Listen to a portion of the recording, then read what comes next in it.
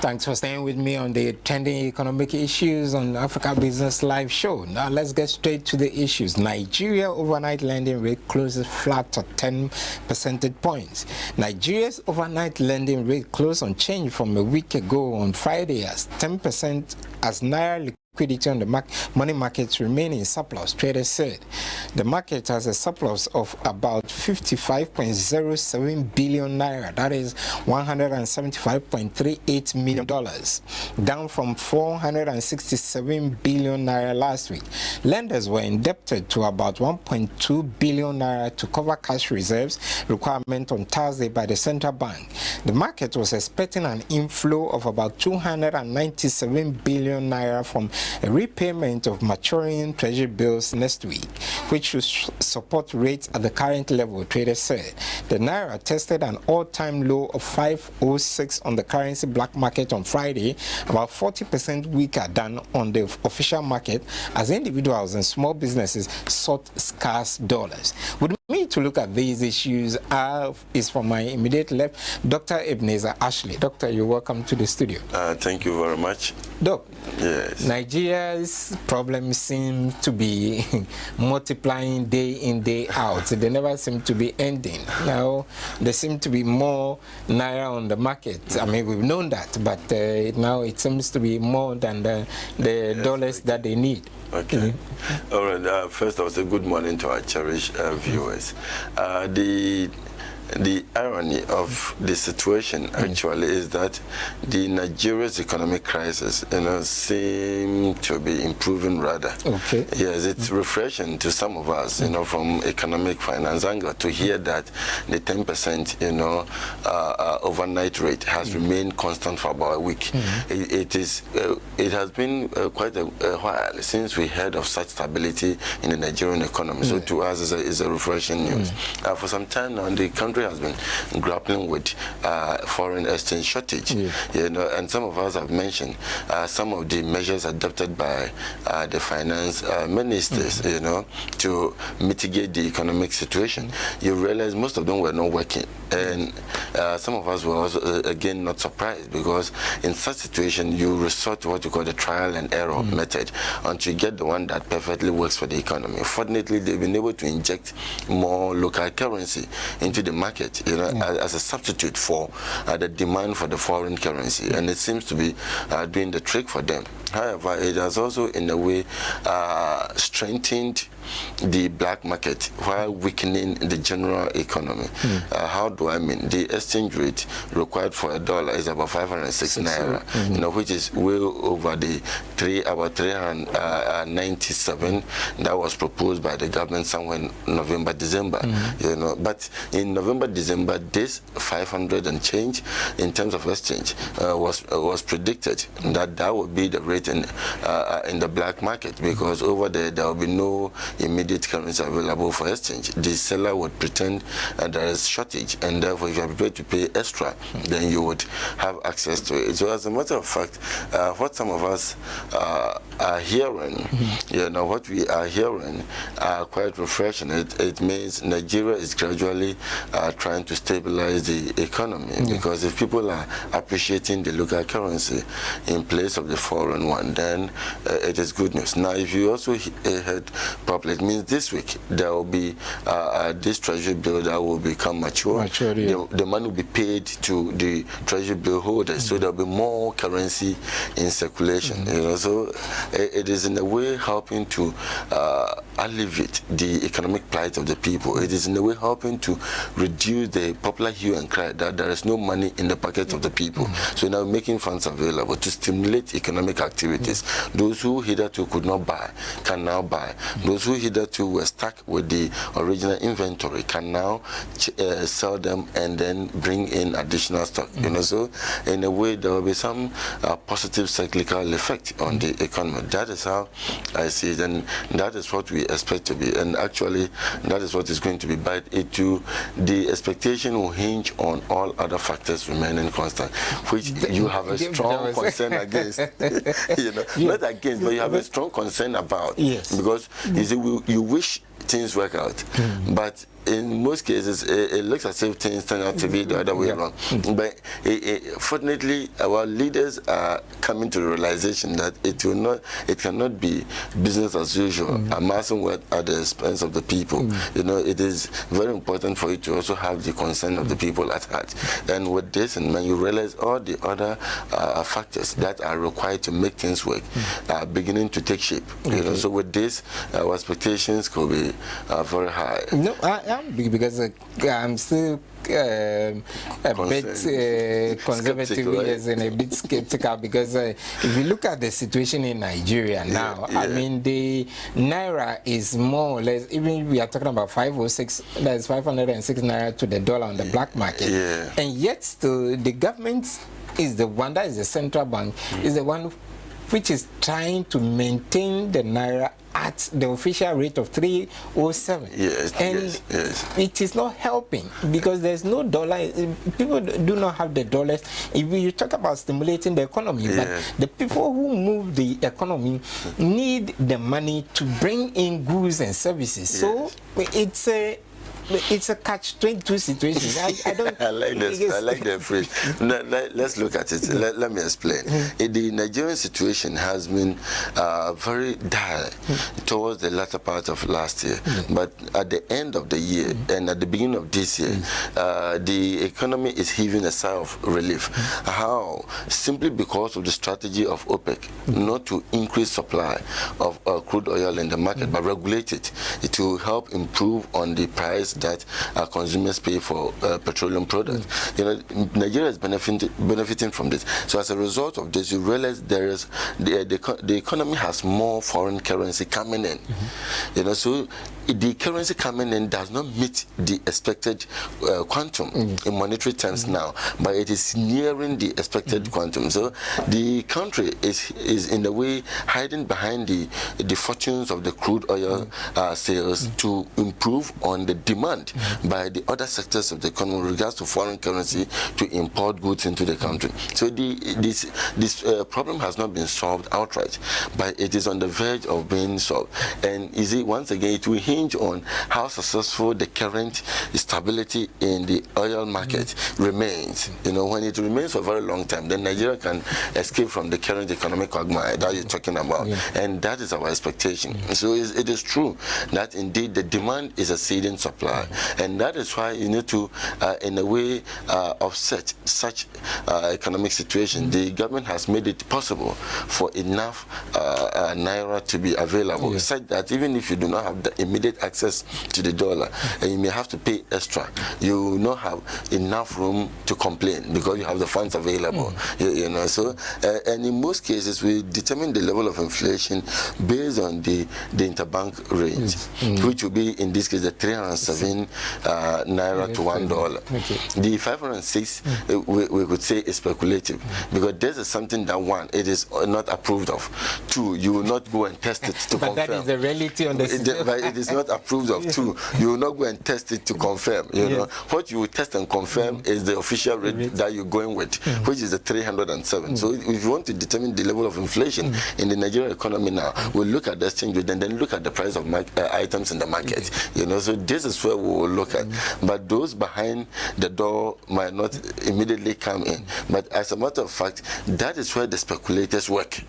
Yes, the financial speculators, they muddy the economic waters, you know, to be able to gain. They would let you know there will be shortage of dollar tomorrow. So if you don't buy today, tomorrow you will not get it. And so if there is mad rush for it and the demand exceeds supply, then they chance on that to increase the rate in terms of dollars they collect. You know, so that is exactly what is happening. In the case of Nigeria, I was glad to hear that this particular strategy has lasted for at least a week. For somewhere middle towards the third quarter of last year, I wish you were following.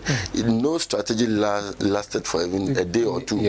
You know, it crumbled. So this is in a way gaining some amount of economic momentum, and some of us are praying that it works.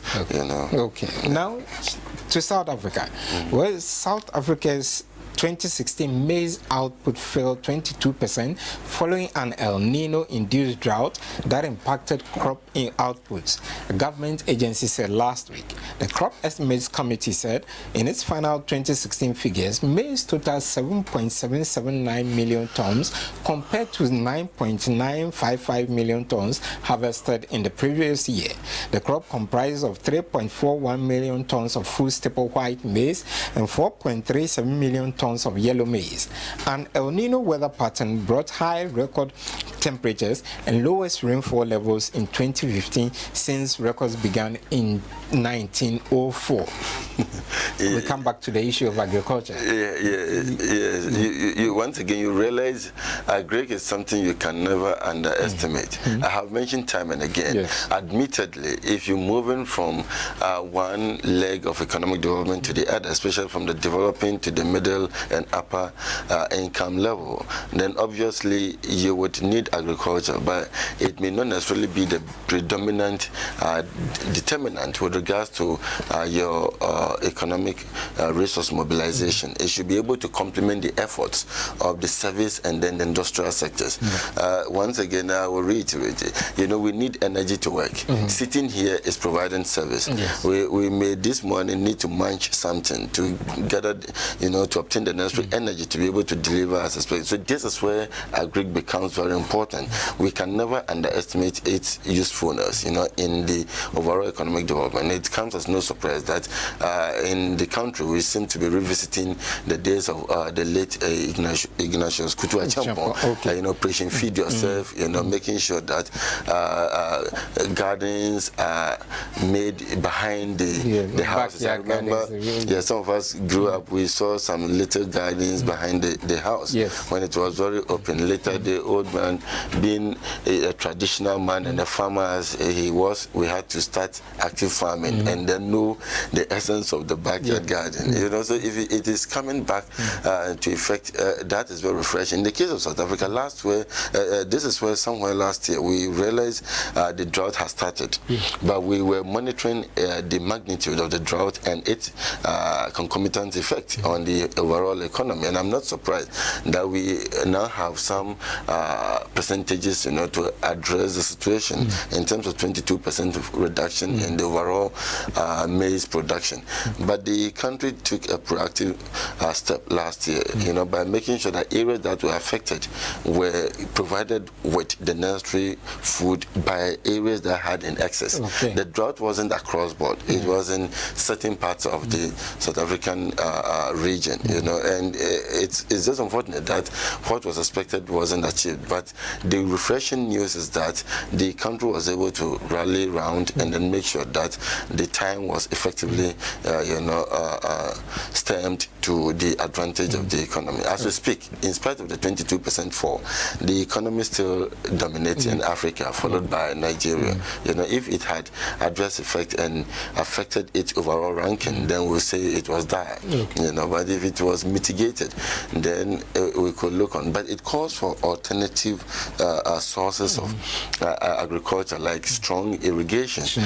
I'm sure this is a wake-up call that if those areas lack irrigation, then how can the government make sure that the surrounding towns and villages that have water in excess, you know, they are channeled. This water is channeled into those areas, so that if there is drought, then there will be immediate water supply. Just like the northern part of the country, sometimes we have rain in excess, but we know that is very close to the harmattan. So how do we ensure that there is constant water supply in those areas, such that the production in terms of agric will be continuous throughout the year? That is very important.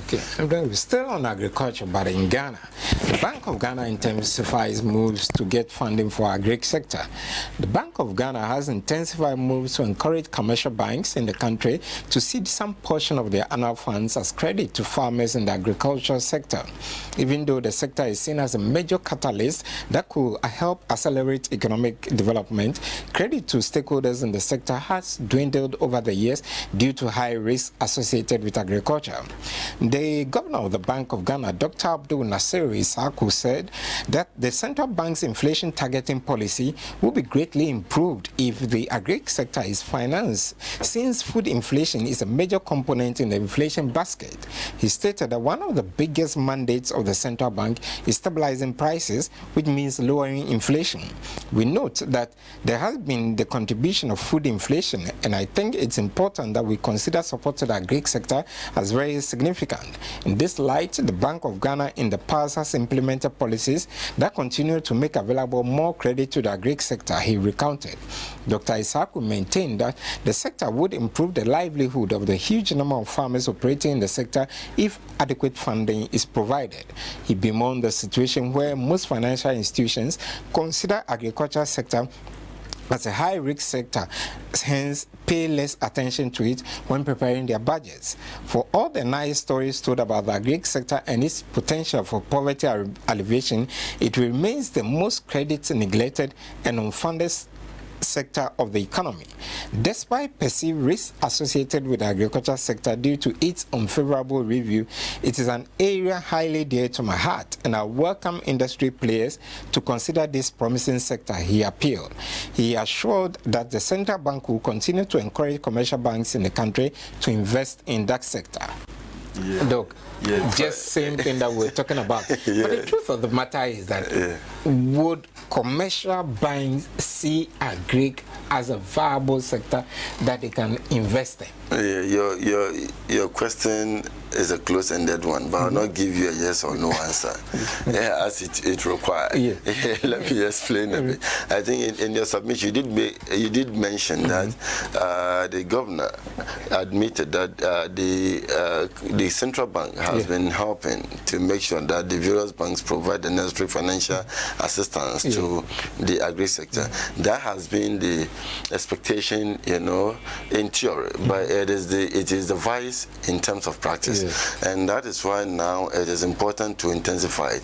This idea was mooted somewhere last year, to impress upon the various commercial banks to make sure that they come to the aid of agri, especially when there were hue and cry about the poor condition of the Aveime rice project, where we are currently talking about meeting about 56% of the rice consumption needs of the people. Meanwhile, the Aveime alone can meet 100% and have excess for export. So if there are other satellite rice growing centers in the country that, when put together, are able to meet about 56% of the demand, and we have Aveime which can meet over 100%, then what are we waiting for? As a result of this, it was not necessary to revamp the agri sector, impressing upon the various financial institutions to come to the aid of our agri farmers. But our farmers have a challenge, which has to be addressed, and that is in most cases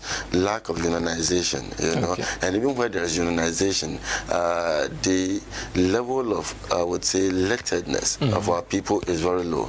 So we need people who could literally read and write, understand, some of the nitty-gritties of what they go in to sign, and it will make it easier for them to also keep proper records of their farming activities, which the bank will require as a collateral in providing the loan. In most cases, the person does not even know the acreage, the length of his or her farm, but he or she is willing to get a loan. When would the crops even mature for harvesting? The person might not even know. So we need to make sure that we organize our farmers very well. This is where the duties and functions of the extension officers become very important again. They have to be deployed into the various sectors until we are able to get a certain generation of farmers who are literally like Magnus sitting here. We will have to make do with our parents, our uncles who are currently dominating. The average farmer now is about 50 years old, which obviously means that they are grown. And so we need to manage the current farmers until they fade out, while we encourage the graduates, as is being done now, to take over. When the graduates take over, the level of of education will be very minimal, because they would understand the terrain and know exactly what to do. So yes, Agric will obtain the necessary assistance, but it will be very easy to provide assistance to the new entrants that have been encouraged into the cocoa, into the cash crops like cashew nut and others. The fresh graduates who have been encouraged. It will be easier for the loans to be provided for them, because they could easily or with relative ease provide the necessary information. It is long overdue, and when we do this, we'll be able to improve on the situation considerably. Now, you also touched on inflation, which is very fundamental. The prices of items, as I mentioned, if we want to determine the level of inflation, we look at the exchange rate. But more important, you look at the price of items in the market.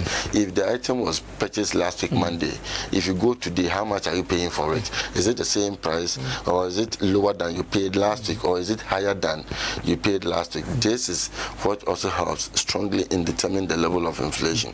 Now, what we buy in the market, most of them are consumables, and they form the integral part of the 400 items in the basket now.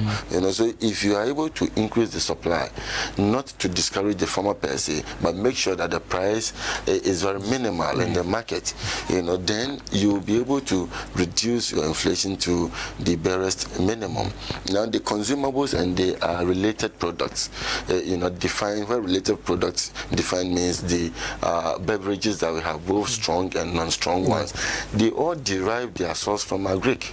The drinks, the raw materials required are all from Agric. So if you're able to improve on the agricultural production, then it stands to reason that by extension we'll be able to control the production cost of all these material, these products, and help to regulate the prices in the market, not through government intervention, but through I would say the dictates of the market forces. If it costs you 10 cedis to produce, now it costs you about 7 cedis, then it means there should be an effect on the price, to the advantage of the consumer. So when you do this, we'll be able to move on. It is about time. Some people have even clamored for, in a way, making it a policy, so that it will be binding on the banks, because most banks are not enthused when it comes to the agri sector. So unless it becomes a policy or a fiat, quote unquote, I'm not saying we should go to that tangent, but then it should be a policy that would, in a way, make it mandatory for the commercial banks to come to the aid of the farmers who have the genuine document. Because even where the farmer prepares the adequate document, the commercial bank is still hesitant to provide the loans, and that is where it is not proper. Now, I'll go in for this particular policy of, before you come to the central bank for financial assistance, then your book should show that you've been able to provide this percentage of your funds as loan to the agri sector. Other than that, forget it. Okay, right. Then I wish that you also have made a comment, even though you talked about inflation. I mean, my also worry is that food inflation in Ghana is very high, as the governor did take note of, that you have 52% of our incomes go into food. Okay. Why don't we go back even before, the central bank will facilitate lending to agri? Why don't we as a people go back to policies like Operation Feed Yourself? That's a very good question. But it is just like you leaving the house in the morning and there's someone standing there calling you, and you think you're hard pressed with time. What do you think will happen? You tell the person, I'm coming, member, and then move on. Yes. Now here is the case that our population has said. The demand for housing facilities is on the high. The places that we had originally as forests have now become flatlands, ready for construction activities. So you realize the availability of space for farming activities now is limited. Limited in the sense that you may have to travel miles to access, an arable land that is not meant for construction, but you could use for farming. And So on the basis of this, you realize many people who would even like to engage in, the traditional method of operation, feed yourself, might find it difficult. In the olden days, when we were growing up, our houses had large spaces available where you could easily cultivate and then grow. But now, every space to a very large extent has been converted into a room or a house. So you have limited space available. What it means is that we also need to focus attention on agri as a viable commercial venture, and this is how we'll be able to meet, the demand gap at this particular point in time when it comes to the supply of agricultural produce and also demand by the population. So the operation Feed Yourself, yes, but it will work very effectively as we speak in our catchment areas. I don't want to describe them as rural, but in our catchment areas, this particular method will work very effectively. And also in those houses where they are fenced and there is little space available, that you could perhaps inure, put some manure to let it inure to be ready for some agricultural produce. So we could make inroads. We could make inroads. But if we spend about 52% of our income on food, it stands to buttress what I mentioned. We need the energy to be able to work, and therefore we can never underestimate the role of agri in our everyday life, our ordinary lives, let alone our economic dispensation. So we need to focus more attention. If we are able to increase production, then the amount spent on food, might be less, but we even get more. It may reduce from 52 to say 48, but we'll even be getting, in terms of quantity, more food than we used to get with a 52% expenditure. And this is what we're looking for. Okay. Now, still in Ghana, education now a capitalist venture. Education is fast becoming a capitalist venture as universities, both public and private, charge huge tuition fees to enroll students to pursue various academic programs. Potential students will spend not less than 1,500 Ghana cedis a year to enroll in a course at a public university, while those who prefer private university spend above 4,000 Ghana cedis for the same period. Currently, it costs 1,444 Ghana cedis to pursue a course in the humanities at the University of Ghana, while the fee for the law program is pegged at 1,531. The cost of a course in the business administration law program at the University of Ghana hovers around 1,531 for fresh students in the 2016-2017 academic year. At the Kwame Nkrumah University of Science and Technology, students pay 2,302 to pursue a business administration or law degree, and 2,175 for programs in the humanities for a period of 1 year. The situation is even worse at the private universities, where the cost of education is twice what pertains at the public universities. The Valley View University, for instance, charges 1,930 for a program in business administration every semester, which means that the student will spend 3,860 every academic year. The Central University also charges 2,210 for a program in business administration every semester and 2,160 for any program under the Faculty of Arts and Sciences. A student at the Central University will spend 2,410 to pursue any course at the Faculty of Arts and Sciences, whilst a program at the business school costs 2,210 a semester. Interestingly, a public institution like the Ghana Institute of Journalism now has a system where all students are treated as fee-paying students, a status previously applied to students who failed to meet the standard admission requirements. Experts have argued that education has become more or less a capitalist venture, and so private universities should not be expected to charge anything less than is viable. Professor Bernard Kofi Baden, Dean of Business School at the Kwame Nkrumah University of Science and Technology, said, "We should stop seeing education as a social necessity. It is a capitalist issue now." This, he believes, is the only way the private sector can thrive within the educational sector. You want to go to school?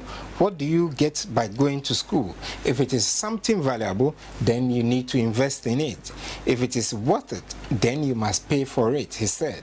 The country has witnessed the proliferation of private education at tertiary level, with people raising concern about the high rate of fees charged by these institutions. Some argue that the high fees charged has defeated the purpose of making education affordable for all.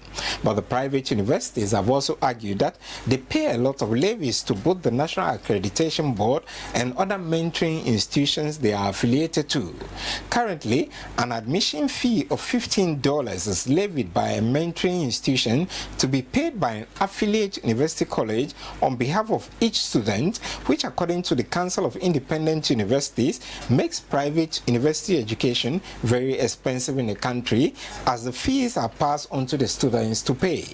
Apart from the levies paid to mentoring institutions, university colleges pay accreditation fees, which has increased from 2,000 Ghana cedis to 6,000 Ghana cedis to the National Accreditation Board for accreditation renewals and approval of new programs. The Council of Independent Universities, made up of heads of accredited private universities, explained that they pay a renewal fee of 4,000 Ghana cedis after an initial payment of 20,000 Ghana cedis.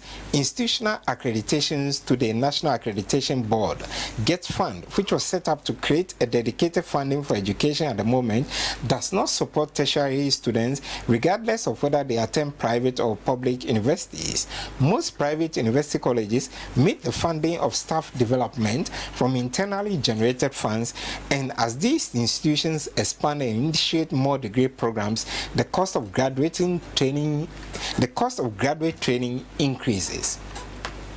Dr. Ashley, yes. Now education has also become a business. So if we are to go this way, how do we, get more graduates out to be able to fill the spaces or the manpower needs of this country? Your question corroborates, what a friend mentioned when he cited the expression by the dean of the Ken University Business School. The question was, how much did he pay when he was attending school here?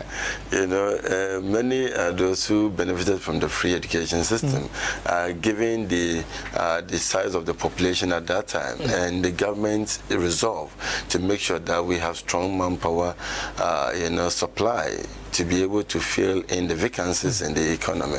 It looks as if the population has increased, and as a result, we seem to have more hands than required. But even in the midst of this, we have very limited skilled people in the system. So if you want to have more, then we need to develop the system in such a way that many people will be able to go through it. It is quite refreshing to hear the president yesterday, over the weekend, talking about the commencement of the free education concept. And I think you are excited yourself. Yes, in fact, I was. Are your kids? I was surprised to hear that with strong emphasis. Free this, free that, free.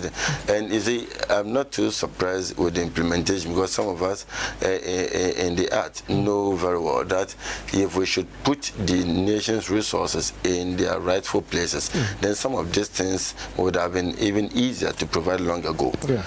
So it did not come as a surprise with regards to implementation, but I was quite taken aback when I heard him mention this and the resolve to start in earnest. This is what we're looking up to, even though the system itself requires review. But until that is done, how do you encourage more people to go through the education? As I've mentioned, you see, the US and others have a trump card over us, because if you see someone in her 70s or in his 70s, 80s, 60s, 70s, 50s, 40s, when the person goes to the bank, the person requires minimal assistance. I mentioned the bank to relate to other places as well. The person is able to fill in the necessary form and then have the transaction process, because the person, even if not highly educated, has a basic that could help him or her go through such processes. How many people can we count when it comes to our part of the world? And so this is an initiative that would, perhaps in the next 10, 15, 20 or 30 years, help us have people who could at least express themselves, if not very well, but to some extent. So education indeed has become very expensive with the level of population size we have and the limited number of facilities we have. With the conversion of the polytechnics into university status, we're going to increase to about 17, the public institutions, even if not more, given those of Ho and then the Brong-Ahafo regions, adding up to the Takwa, the KNUST, the Legon, the UDS, the UPSA. With this, we're going into about 17 or 18 public, with over 60 private universities as we speak. We have over 60 private universities. So if we add all of this, there are so many institutions available to train individuals at the tertiary level. But to complement the effort of government, the private institutions are more profit-oriented than service provision. So you look at how you'll be able to meet the cost. In the case of the government, the amounts we mentioned, little clarification here. The amount is not for tuition per se. They are in most cases meant for this maintenance facility user fees. But in the case of the private institution, that is what go for tuition, the facility user fee and everything. That is why it is relatively on the high side. At the public level, the government absorbs the cost of tuition. So the student goes in to pay for the facility user fee, like the electricity, the water, the maintenance of the hall. That is what you pay, and that is what we heard about, 1,200 and change. But for the private, it includes all this facility user fees and the tuition, because the tuition is not absorbed by the owners of the private institutions. They are passed on to the students. But the public sector, the government takes it up and then makes sure that the payment is made. And so you realize those who go to the public institutions are not as regular students, but as fee-paying students, end up paying more, even than their counterparts in the private institutions. You can find out. Those who enroll in, say, business administration programs in places like Legon, KNUST, as private students, they pay more than schools like the Valley View, the Central, the Regent, and others charge. So that is the clarification there. But one refreshing news is that it looks as if the Ghanaian parent has come to terms with the fact that even if I, as a parent, they don't have the opportunity to go to school or advance or further my education, this is the time for me to make sure that my child goes beyond my level, and therefore he or she is prepared to even engage in, I would say, artificial fasting to have some funds available to pay for the world's education. So we should encourage this.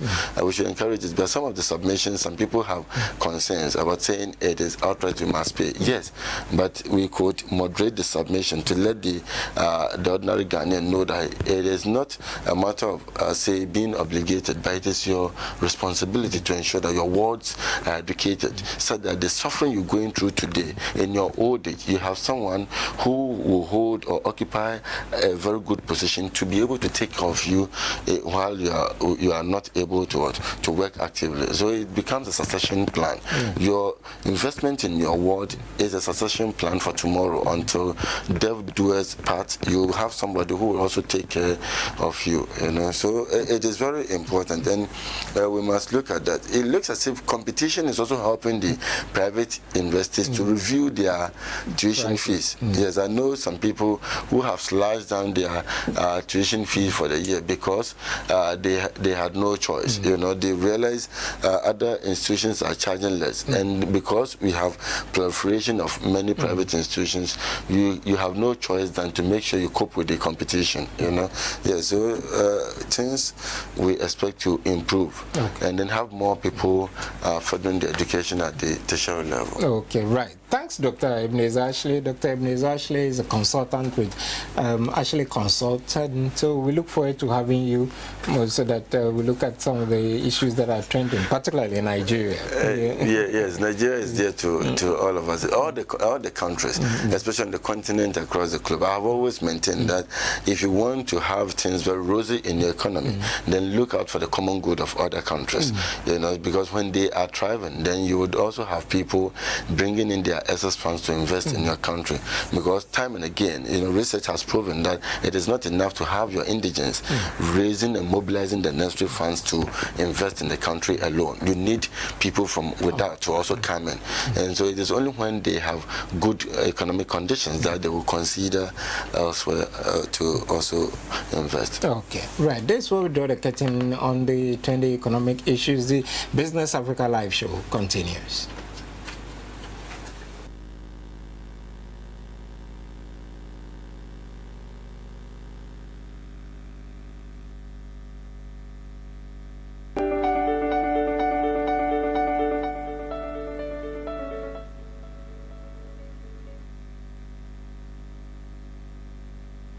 Any client of Vanguard Assurance who takes a private comprehensive motor insurance policy with a value of 50,000 cedis or more will be issued with a certificate of insurance on a beautiful card instead of the usual paper certificate which can easily be destroyed.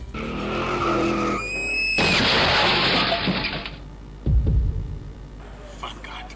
Through all the changing scenes of life, in trouble.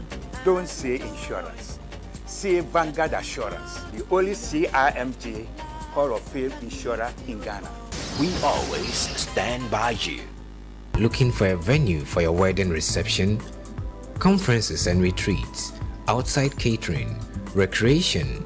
Look no further than Coconut Grove Beach Resort Hotel, located in Elmina. Coconut Grove Hotels, memories worth repeating.